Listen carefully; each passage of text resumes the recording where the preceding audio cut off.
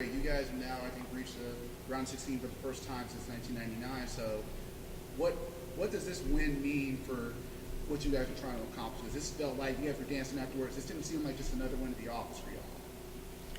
Well, I know that these young women have worked incredibly hard, and there have been moments where we felt like we may have been on a roller coaster, and what has never waned is whether or not they wanted to win. And so there are times we may not have played well. There's times where we may not have executed as well as we could have. But there was never a time when I felt like this group of basketball players did not want to win. And that's why their season is still going. For you, I mean, each win feels like you guys are just getting better and improving. Obviously, that start you guys had was impressive. But just what can you say now after not making the postseason to now 2 wins in the postseason that you got in the experience? We just working and believing in each other and just buying in. For each of you, I know that you have a little more basketball experience than her, but a 20-0 run to start the game. I mean, where's that rank on? Craziest things you've been a part of, and what's going through your mind when that's happening? Yeah, it's surreal. So in that moment, you're like, uh-oh, at some point we're going to miss. Like at some point the percentages always play themselves out. But I honestly was just in the moment really excited for them. There's nothing better being a coach than watching your players celebrate. In every important game that I've ever coached, I think that if you look at all the pictures, like I'm not jumping up and down, I'm not celebrating, like I am in the moment and watching them. Because as a coach, there's a chance that you could have tons of those. But you know as a player that those times are limited. And so like today, just watching them dance, watching them celebrate, like that's what makes everything worth it. I remember talking to you about the importance of being in a rhythm, shooting and starting off early. I mean, you guys started with 4 or 5 from 3. How much do you think that played a role in being able to just maintain this? Yeah, from my perspective, it just makes them relax more because when the ball starts going in, it doesn't feel like. So you have to remember we've had a game where we shot 19%, and we've had games where we haven't made a 3. So when you start off like that, I would imagine, and Jamirah can speak to it better than I can, your shoulders just relax a little. And you're like, oh, this is not going to be one of those days. This is going to be one of those days where that ball is going to go in the basket. For you, Jamirah, after that 20 run, I know Ball State cut it to us. There was 4 points, I think, that third quarter. When that's happening, what is the mindset to kind of push that lead back like you guys did that? I mean, basketball is a game of runs. We just wanted to stay urgent. I mean, they're a good team. They can shoot. They have shooters, so we didn't expect to them not to make a 3. So we just stayed in it, weathering the storm. You guys have been on a 10-0 run in that fourth quarter while you're watching on the bench. What is it like, as being part of that 20-0 run, what was it like watching that 10-0 run in the fourth quarter when you guys kind of pushed that lead up and you guys think you breathe a little bit? I like sitting down watching my teammates do what they do, honestly. So it was fun. We have a deep team, so it's nothing that I get out there and do that my teammates can't. So it's nice. It looks like, correct me if I'm wrong, it looks like you two hugged and you got a little bit emotional there afterwards. But what were the emotions of that moment that hit you? It's them, you know, like Jamirah comes back and says, I want to win. And because of who she is, we're winning. And I think that we've had really good players. I've coached really, really good players. This is also my first WNIT Sweet 16. So, you know, it's not ever about us. It's always about them. And it's a lot of fun. And I know she'll never, ever forget these last 2 games here with packed houses and people cheering. They're memories that'll just last her a lifetime, and that's just incredibly special. For you, Jamirah, what's it been like watching these last 2 games? I mean, a sellout on Friday, pretty damn close to a sellout tonight, if not a sellout too. I know this is the end is coming in the next couple of games for you here, but what's it like to go out in front of crowds like this and to see, I imagine, a building block for what could be ahead for the program?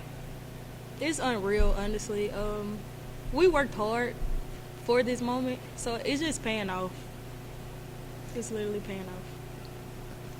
Katrina, for you, I mean, just seeing how the investment in this program and how it's just grown the last 2 years, just what can you say, just not just this run, but just kind of how Memphis really rallied behind you? So a lot of people here, obviously, I think Penny and the football team, other soccer teams here. What does it say about just the investment into this program that helps you guys get to this point now? Well, and I don't know everyone who's here, but on social media, like all the other coaches and players are extremely active. I think I saw women's golf, send a video to us too. And it's the community, it's the family.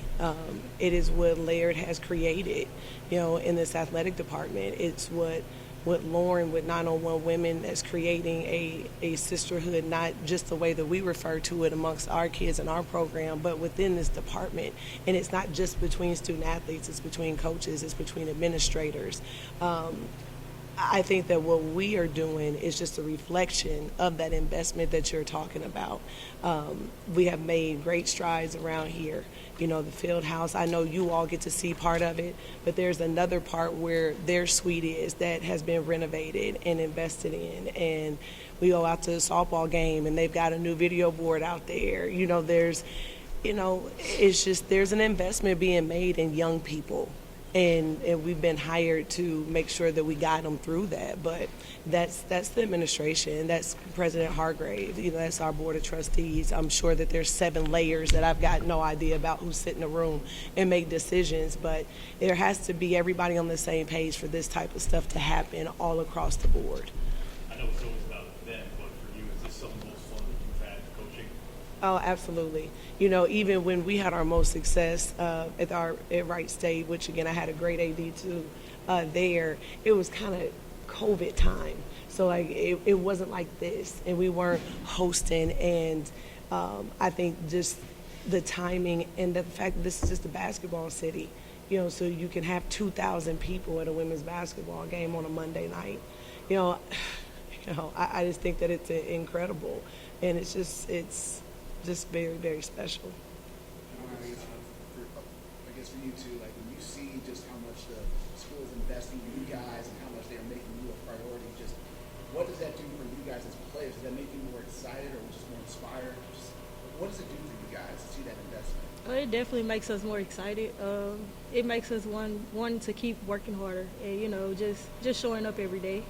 It just like being thankful for like what we have. I would say we're very privileged because a lot of schools with women's basketball it's not like this. So we just try to like seize the moment. How much time do you spend enjoying this before you know who's next on the docket? I'm telling you, we are ahead of the game already. So I think every coach, I'm sure Ball State did it too, took a look at the next game, which would be Green Bay, Bowling Green, and we've already made scouting assignments. So I'll walk into a room and whoever has Bowling Green, which I honestly don't remember, is going to sit down and hand me a scout report.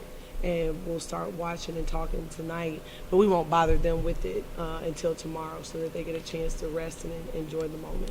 You gotta let it grind. So you gotta love the grind of it, though. Right? Oh, absolutely. I don't know what we would do. Like, it's such a big letdown after your last game. You're sad that the season is over, but your responsibilities change. We still have plenty to do, but it's not the same. It's not the competition. It's not the practice. We take some time off, and no one wants to do that. And we're coaching like it, and they sure are playing like it.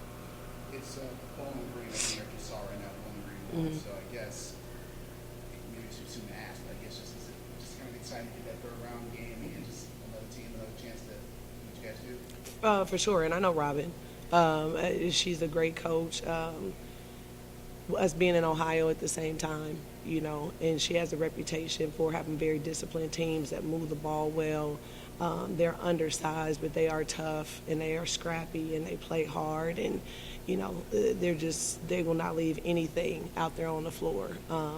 I don't think that conferences matter at this point. I don't think that seedings and nets or any of that. What I'm most excited about with our team is, as you can tell, they're still excited to play. They're not tired. They're not tired of each other. They are playing like they want this season to never end, and I think that's our biggest advantage.